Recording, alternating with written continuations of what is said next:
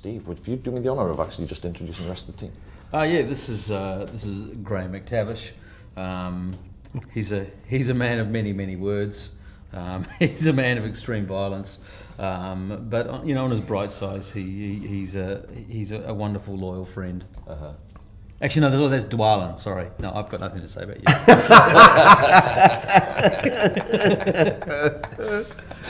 Would you mind introducing? So, good points and bad points? Oh, yes, definitely. More bad points than good, please. Well, yeah, I mean, the thing about Peter is you're completely blocking me from the camera there, Peter. Yeah. Your entire head is actually blocking the lens. Oh, there's one over there. No, well, that's one of Peter's first bad points is an inability to understand spatial relationships. Yeah. It's a glory grabber, you say? Well, lazy, poor hygiene, bullying, arrogant, vaguely psychotic. So what? And the bad points? Yes. No, and then, well, the good points, reasonably small feet. Yeah, that's it. And you get to do Steve. And you get to do Steve. I've got nothing to say about it. No, Stephen, a prince among men. Wow. An extraordinarily talented performer. Are you drunk? A genius in the kitchen. Are these the good points or the bad points? A foul temper. That's better. Yeah. We're getting back to the truth now. Yeah. A beautiful family. Beautiful family. Beautiful family man, and you're high, aren't you? yeah, I am a bit. Yeah. What else can I say about Stephen? Flatulence. A big issue. Probably one of the biggest technical challenges of the entire Hobbit. Which was one of the benefits of the fat suits, by the way. It really did mask a lot of that. It didn't mask anything. It didn't mask anything. No, it was 2.5 years. You see, to me, it masked it. No, I got away with that one. It was 2.5 years of noxious gas that we. Times 13. I mean, so many. They had to shut down sound stages and bring in evacuate. Terrible. The fleet of ambulances. You had no idea, did you? You thought you were getting away. Well, I couldn't hear anything and I couldn't feel anything. I thought that's been like encapsulated into the whole the back of the. We shared it all. No. Yeah. Right. Okay. Cool. So just a big fart pants. Yeah. I give you Stephen Hunter. Yeah. Thank you. In fact, the whole year and a half was pretty much fart jokes. Yeah. It was like being back at school, wasn't it? It was very, very much like being back at school, as you can tell. Who was the biggest troublemaker on the set? There was a lot of competition for that, actually. Varied, yeah. Biggest, well, I mean, actually, in fairness, you weren't a lot of trouble. You weren't. No, you were pretty good. You were pretty good. And John Callan, I mean, John Callan, he's naughty. Aidan loved getting in trouble. Well, but he was unconsciously getting into trouble. He didn't realise he was doing it. Was he? Well, him.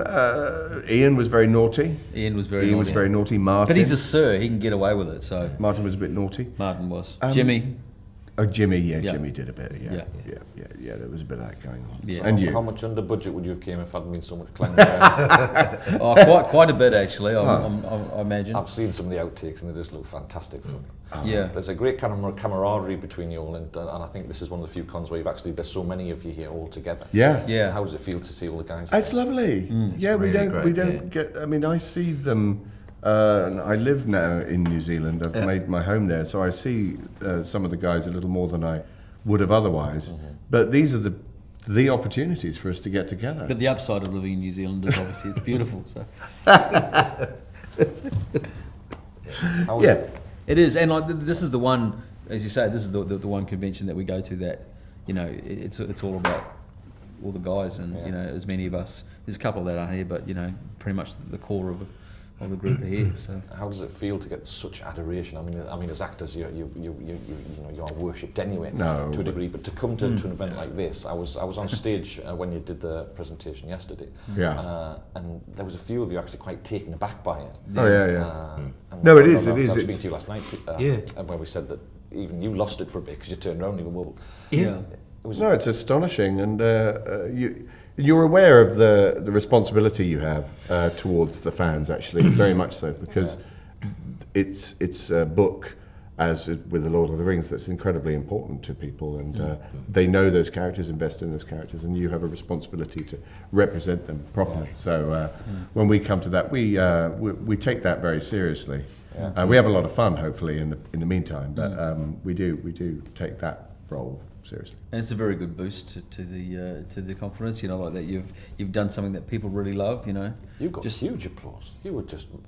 It was massive. Bizarre, I know. It's crazy. What's with that? I know, I have no idea, but it makes up for. They might have been confused. They could have been. They could have been confused. They thought you were Tom Bombadil. Probably. Yeah, exactly. Yeah.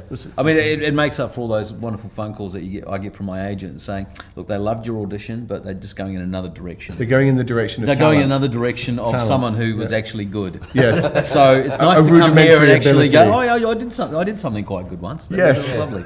Yeah, it was quite nice. Yeah. I mean, a career would be lovely, but this is good. I think this is beautiful. Don't get ahead of yourself.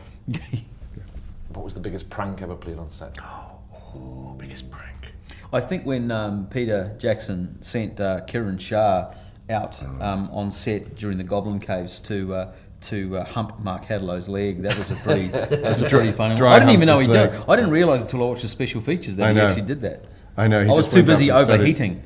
Kieran, if you don't know who Kieran is a 3'6" double for Bilbo, and also did some stuff as a goblin. And he was Frodo's double too, wasn't he? Yeah, Frodo's double, and he was dry humping Mark Hadlow's leg, and I don't know, Mark kind of enjoyed it. I think he did enjoy it. I think he did. Well, he wasn't pushing him away, was he? Well, no. And the fact that he invited him into his caravan, his trailer, like later on, and he was there for some time for a repeat performance, it suggests that he probably did like it. So, I hadn't that's off the right. record, by the way.